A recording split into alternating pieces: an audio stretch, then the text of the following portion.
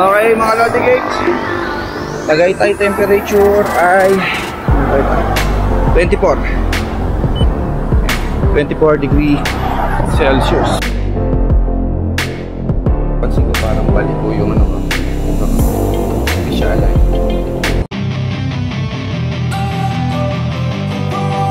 Good morning mga Lodi Cakes. Another beautiful weekend on Sunday to Bali. And for today's ride natin ay magtatagaytay lang tayo mga idol. Gamit natin tong gravel bike. So ano natin to, stress test natin kasi kaka change lang natin ang tire setup itong gravel bike. So preparation na rin sa mga susunod na mga rides next year. Kailangan nating matest kung okay na ba siya. So ayan, katulad yan, iba natin yung tire setup from 35T 40T tubeless setup, bar tape, okay lang naman yan, minor lang. At again, para magsubukan natin yung ating gravel bike. Let's go!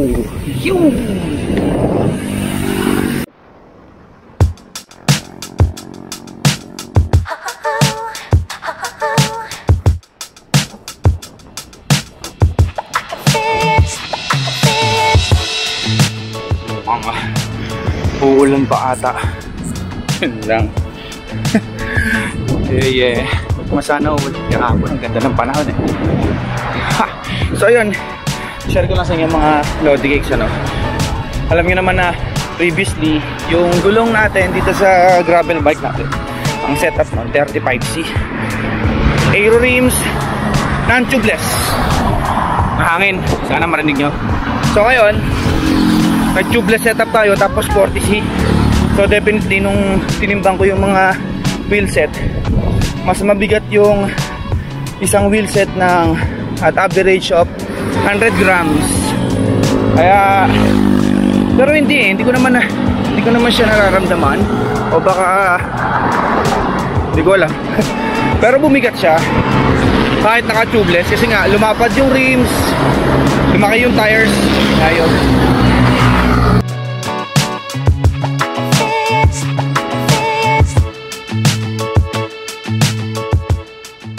Di yung vibes ko dito sa gomang nakakabit sa akin, Maxxis Rambler, hindi naman siya ganun kakunat.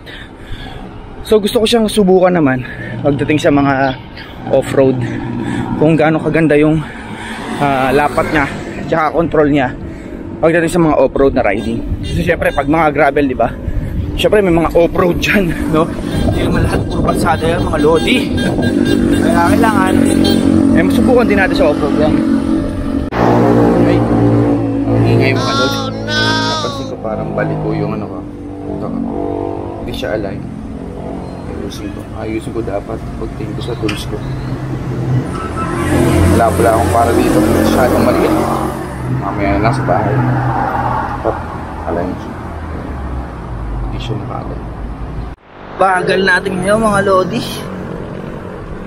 Napahirapan tayo ng headwind kanina pa. Headwind na nga, alamig pa na sampas ng hangin. So ang hirap, salubong talaga kanina pa, paakyat yung bagal tuloy.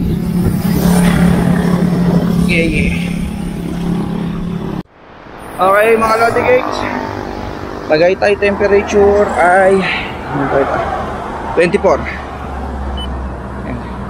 degree Celsius.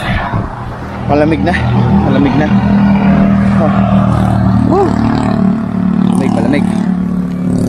Muna tayo mga Lodi Cakes. Siyempre paborito natin, cakes and coffee, kape Americano. Sarap. Kanina nga pala nakita natin tropang Noyaya sa taas, mga bata kasama si Papa Nick. Magpaparis pa daw sila, tayo bababa na. Marami pa tayong gagawin eh. Ang lamig sa taas. Ngayon na 24 pinakita ko. Ito share ko lang mga lodi. Solid din to eh. Itong bar tape na nabili ko. Sa ano yan? Sa Decathlon. Ano? Parang gel. Basta maganda yung grip niya. Tapos ginagamitan natin ng mas magandang electric tape. Yung manipis lang pero makapit. I-share ko sa inyo mamaya pag uwi ko ng brand ng electric tape na yan. Lightweight. Maganda yung dikit niya. Tsaka long lasting naman. Tapos pag nakita nyo, dami kong mga tape dyan pati dito. So ang technique kasi yan, para meron tayo reserva na tape pag may mga emergency. Kaya naglalagay ako ng mga tape lang naman, na-share ko. Ganda ng tape eh, nanipis lang. Okay yung Rambler, solid mga lodi. Hindi naman ganun kakunat sinasabi nila. Siguro depende sa setup din. Tsaka kung ano yung raraydan. Pero okay naman. Hindi naman siya makunat. Hindi na tayo mga idol. Mainit na. Sakto lang naman.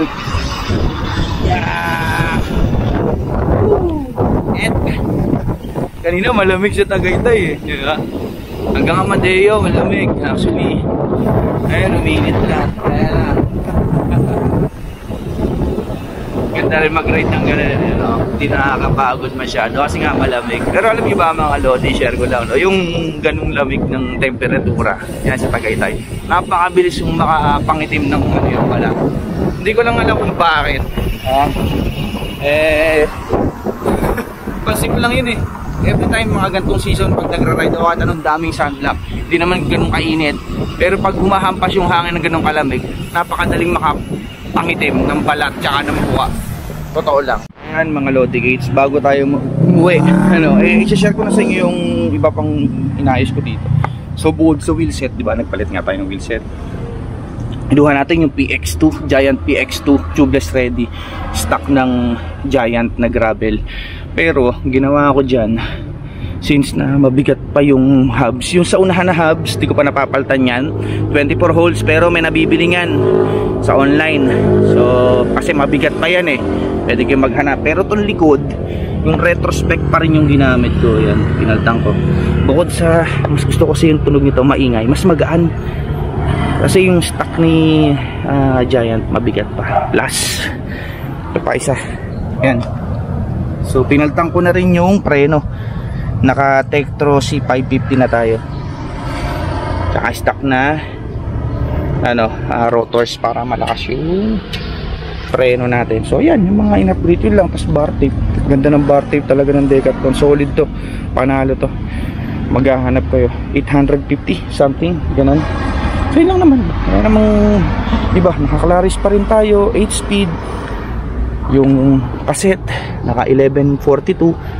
Then gumamit lang ako ng Goatlink para umabot, diba? So at least kahit na ganito yung GS natin, talagang kayang tumapat naman pagdating sa padyakan tsaka sa mga long rides. So ayun, tara, uwi na tayo. Idol, alas 9:48, sakto, uwi na sa village. At tingin ko okay na tong gravel bike setup natin, no? Dalawang beses ko na ginagamit, wala naman ako nagiging problema so far. At saka pinalapat ko lang din mabuti yung sealant tsaka yung gulong para sigurado magkita kasi sa mga susunod na rides. So normally ito na yung gagamitin natin siguro pag mga road ride, ay ito yung gagamitin natin ang ating gravel bike. Uwi na. Maraw na. Bang bang.